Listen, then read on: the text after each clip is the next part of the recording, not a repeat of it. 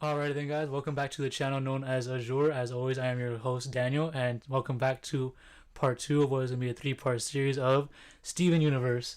Last time we were here, we talked about Steven Universe Future and its finale and my initial thoughts. This time, keep going on the backwards train, we're going to talk about Steven Universe, the movie. Alright, so basically the general story is that this takes place 2 years after the original series ended, which was Steven Universe, if you guys don't know or just don't pay attention right now. So yeah, 2 years after the fall of the Great Diamond Authority comes, Steven finally brings peace and justice and equality all over the galaxy to both Gemkind and other alien kinds, with the colonies all destroyed and like all gems are free and everything too. But now he has to deal with stuff at home now, like make sure everything's all right there, which basically everything is. But what he doesn't know is that there's another gem missing from this whole little plan that he had, a mystery gem, one of Pink Diamond's gems, I believe. So she comes down, and now Steven has to save the world from her. And throughout the movie, he tries to save it from her. Like all amnesia stuff happens because she has like this magical scythe that's called a Rejuvenator.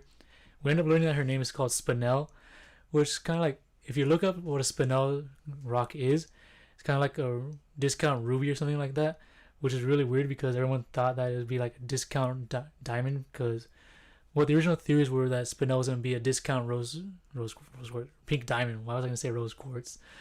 Pink diamond. So people thought her name was going to be cubic zirconium or something like that, because you know that's what a fake diamond is. Well, I digress.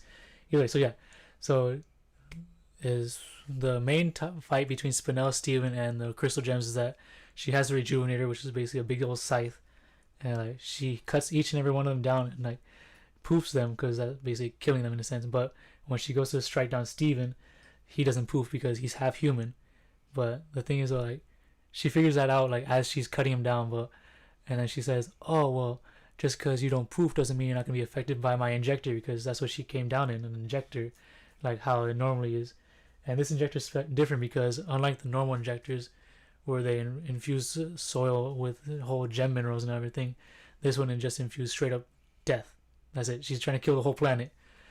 And so yeah, long story short, like we find out that Spinel is actually the victim because Pink Diamond, who is basically on the verge of being a supervillain, asshole, and overall terrible person, left her on a garden stranded in space for 6,000 years, I believe is what it was. And like basically making it seem like it was just a game that Pink Diamond was playing, because she said she was going to come back for her. But that never happened. So, because she turned into rose quartz, she faked her shattering, and she led a whole rebellion. So she just forgot about her. Like for 6,000 years. Imagine that. People get frustrated and feeling left alone for just a few minutes. So imagine 6,000 years to a person or a gem, whatever you want to describe Spinel as. So yeah. Another thing that I want to say is that like Steven gets like his powers back again, because what the Rejuvenator did to his gem was that it basically reset his gem to like this, how it was in the series premiere, where he didn't know what to do with it, he didn't know how to control it. And so yeah, long story short, Steven saves the day, obviously, with some song number and everything, even though Spinel criticizes the song number, like saying you can't fix everything with just singing some stupid song, even though she sings like for half the movie. So yeah, another thing though, that Spinel actually goes with the diamonds because she reminds the diamonds of Pink Diamond, which is like, it's kind of a controversial ending, because a good chunk of the fans say like, oh no, she shouldn't do that because it'll just regress her to thinking like, oh man, they're just using me to say that, oh, I'm just Pink Diamond now. Or the other half's like, oh my gosh, she's finally getting closure because now she be with someone who actually cares for her.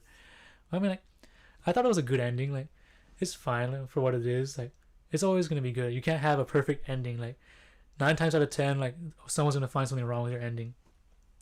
Like, there's only like a good handful of shows that have a solid ending that pleases everybody. But no, like, it ends on a good note. Steven sings about how here we are in the future, everything's all bright and all that.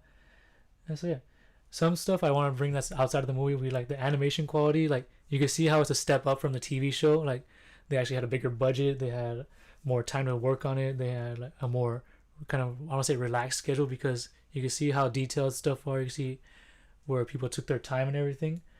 And it has like, there's beautiful scenery in this actually. Like the whole set design in terms of drawing, like there's some really like screenshot moments where you can use like a desktop background, iPhone background, whatever you're using.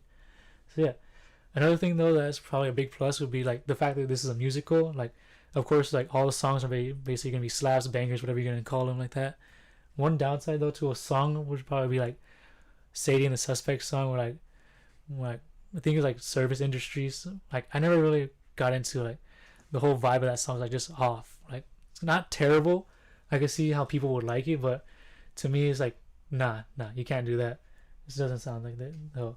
One song I want to point out though is a song called "Drift Away."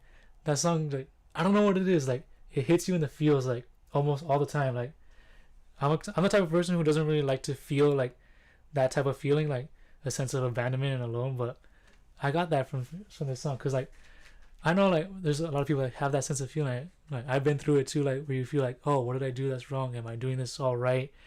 Are they ever gonna actually come back for me? Like, oh no, of course they are gonna come back for me. Like you get this whole sense of denial and all, and a sense of self assurance and all that. But then once you feel like boom, they're gone. Like that's it. They're not gonna come back. And like it hits you, man. Actually hits you in the feels. Like you actually feel for Spinell, like what she went through, like how it is, and like it hits you like in the fact that oh my god, this show is so amazing, like that. But then it hit once the movie came out, you're like all these people kept saying, oh my god, once while Steven's having like this good old time, and the Gems are having this happy time, you just the back of your mind's thinking like, wait a minute, Spinell's just stuck on the garden, in the garden, like just waiting for Pink Diamond to return, and like it hits you like, okay, I'm starting to get all emotional. I don't want to do that.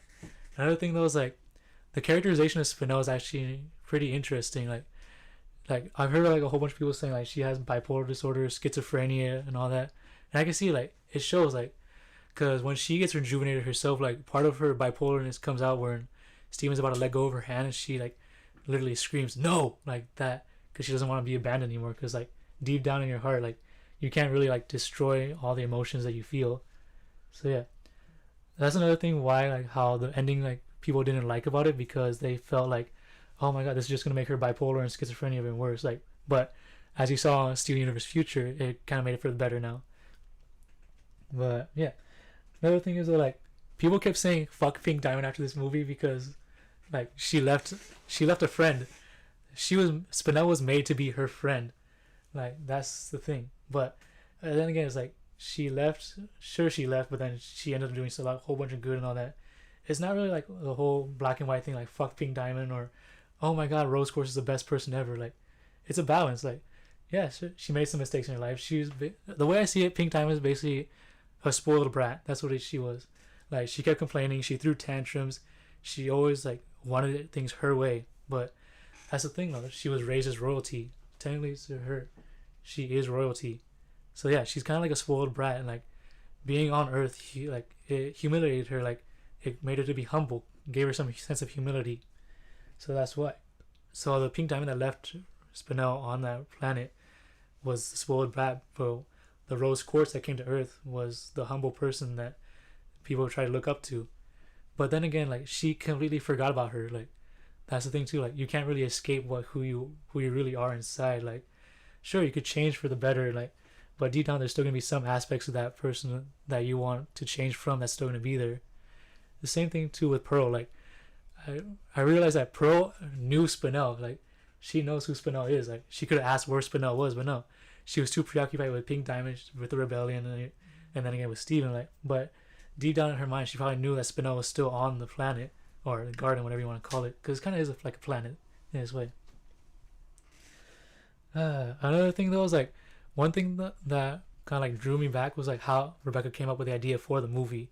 Like I remember like reading or looking at a video about how Rebecca Sugar came up with the idea for the movie. Was that she was on a trip with like a few of her friends that worked on the show, and like her phone wasn't working right, like, and then she got the whole notification thing like, oh, if you want to fix your phone, you could restore the whole phone to its default settings and everything.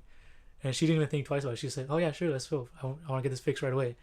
And like, what she didn't realize was that if she restored her phone, like everything got deleted. Her contacts, her photos, her like all these little messages. Shut up, Siri. No one wants to talk to you. God damn it. All right, well, that was Siri. If you guys didn't know that, Siri, no, no one wants to talk to you. This part off no, nothing's being cut. Either way, yeah, that's Julian in the background. He doesn't.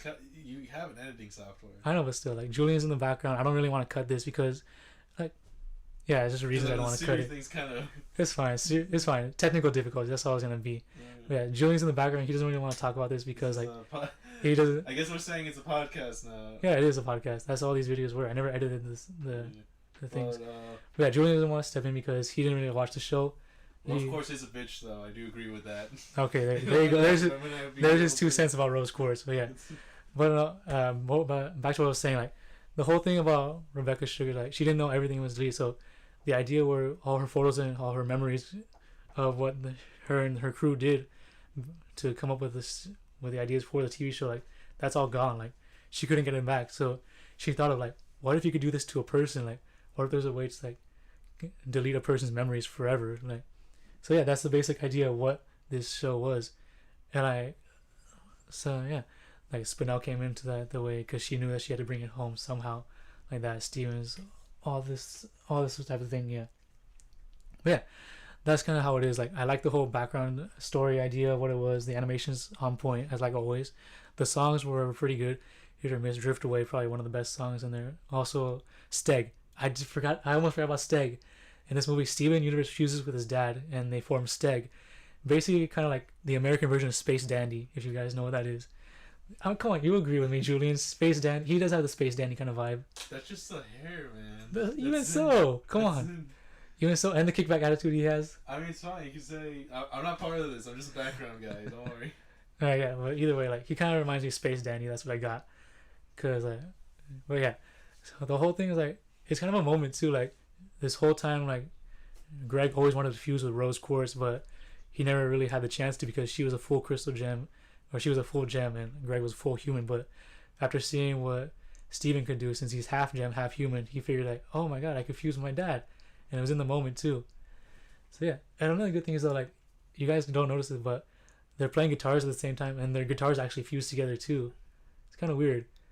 Like, I don't know. Like, it's kind of weird but interesting too. Like the whole detail thing about the guitars fusing and everything too. But yeah, no, like the whole thing about the movie was like, it could have actually been a good series finale actually. Like Rebecca Sugar didn't really want to make Future, but she understood like, oh, the fans really need closure, so she made Future. So yeah, that was my 2 cents about the whole movie. I'd probably give this score around maybe 8.5 out of 10 because like the whole background stuff and everything. Do you like it more than Future? Honestly, I gotta say like Future's ending was pretty good and satisfying, but I'll probably have to give it to this one because of the whole like thing, the whole like real reasoning about this. Like, oh, one thing about Future I forgot to mention was that she made Future in the sense like she was Steven because she went through like an attack, something like kind of like a racial attack, no, a gender attack or something like that back in like when she was living with Texas and all that, and like she didn't really know how to deal with it properly. So that's the inspiration of how Steven didn't know how to deal with his emotions properly in Future. So then she was right about just ending it with the movie, and you shouldn't listen to your fans. Yeah, that's the truth. But no, it gave her a way to deal with that too. Yeah, so, but like writing wise. Yeah, writing wise, yeah, and she like buried that deep inside. That'll be a thing that happens when we could talk about a lot of these sequels that the creators didn't want to originally make. Is the original ending is usually the better one. Yeah, no. So yeah, ending wise, I probably give this one a 9 out of 10 because Future was good, but this one could have been a better ending because like it ends on a real happy note, like. Because Future ended like on like a sad happy note, but this one was a good happy note. Bittersweet.